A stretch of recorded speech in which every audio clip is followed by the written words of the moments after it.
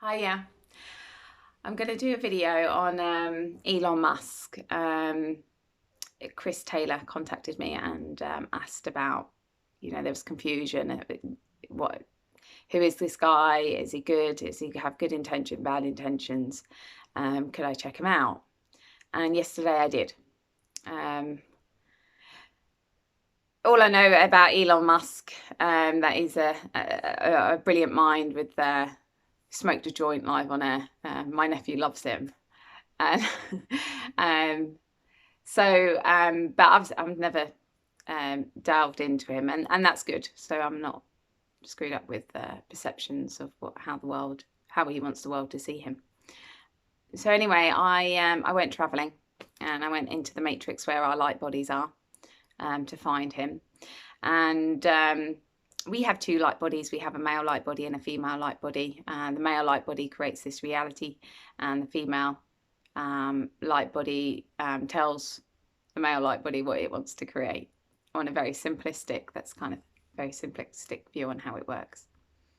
And that is represented in this reality as our hearts. The hearts, what comes out of our hearts is, what we want to experience, who we are, our emotional life, and then the brain learns from the heart. That's how it's supposed to work.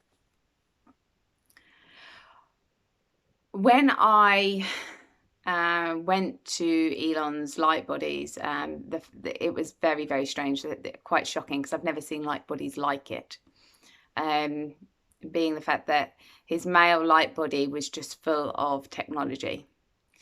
Basically, when I see a light body, it is a body of light, and it's beautiful to look at.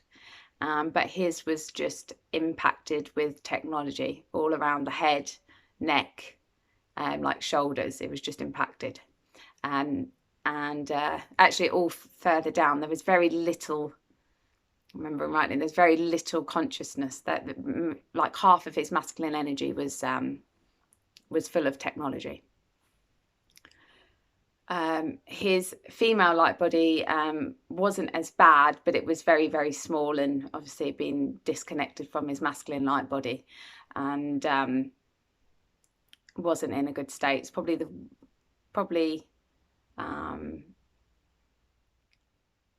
I've never seen it like this. It's very different. I've never seen, because you can get implants in this reality. They come in this reality, so they affect the physical form. When they go for the light bodies, it then gets manifested into the physical body. So you could take it out in this reality.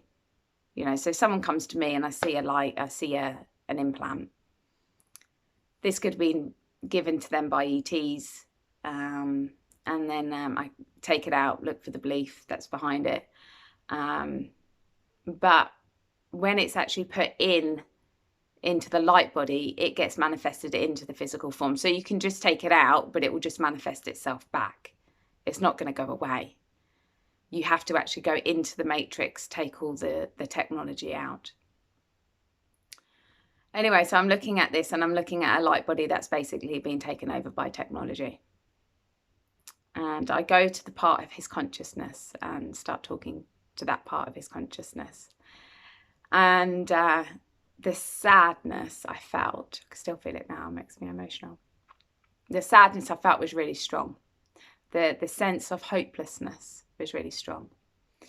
And he started to show me that he started getting abducted when he was about 4 years old. And this is how the first bits of technology was put into his physical body.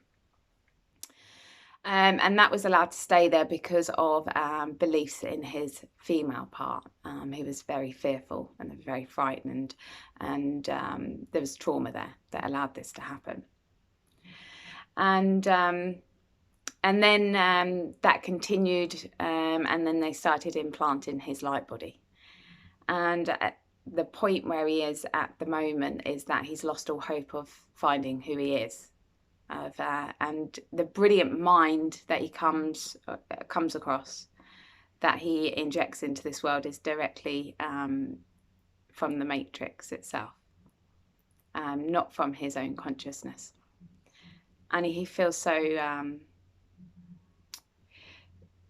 when asking him what would he, his message to the world kind of thing, what he would actually really like the world to know, is that to refuse technology, because he was saying that he doesn't feel any joy, any excitement, any happiness, any love. He's lost so much of that.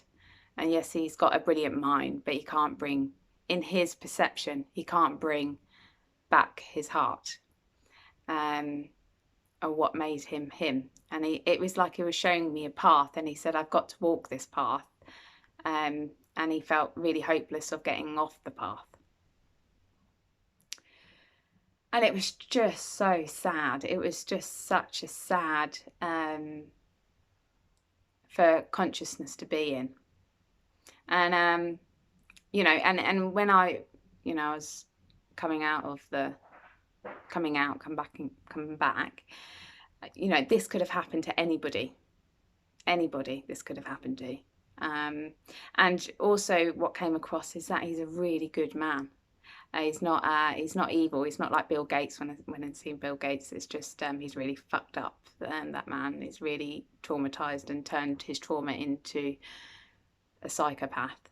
With Elon Musk, he's not a bad guy at all. He's a really good man. He's just lost. And it also showed me that he injects AI into him. It's like an addiction. And from my point of view, he's not lost. He may feel that he is, and that he can't get out of what he's out of, this technology that's overtaken him. But from my point of view, he's not. The technology can be taken out of him.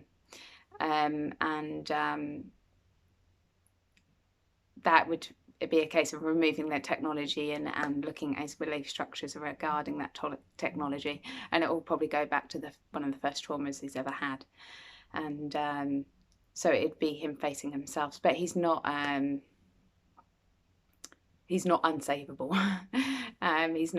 You may have a sense of hopelessness and that he can't gain back his joy and excitement and love and passions and stuff like that, but that is not the case at all. Yeah. And I think this is us knowing ourselves and knowing who we are is a really powerful, it empowers us and it strengthens our consciousness. That is, I feel like, that we need to learn from this. That if you are, it's like the same with black magicians and people that do black arts. They don't trust in their own consciousness. They may see themselves bigger than they are, or they have deep insecurities of who they are, so they have to go out and do A, B, C and D with synthetic energies. And the technology is very similar.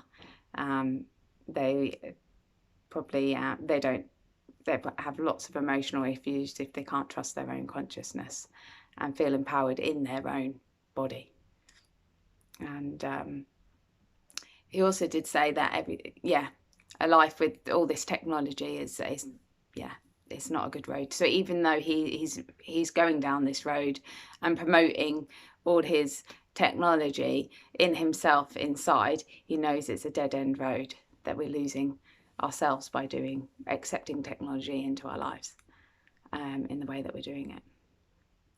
So yeah. Also, I want to say that I've in the last couple of weeks, I've had people come to me and they've with like implant problems and stuff like that, and they've been going to healers. And I want to talk to the healers out there that when you remove implants, the implants are held on by a belief structure. The implant cannot be placed in if a belief is there regarding it. So so what I'm seeing is that the healers are taking the implants out, but the implants are coming back, and that's because the belief around that's holding that implant together hasn't been broken down. That healers need to find out what's holding that implant in, and helping the person become conscious of that belief, and helping that person see a different perspective of that belief, or break that belief down so the implant doesn't come back. Just taking the implant out is not going to help. Okay, thanks for watching. If you would like to subscribe to my channel, I always forget to say that, please do, and share my videos. That would be amazing. I really appreciate that. And you take care. Thanks for watching. Bye.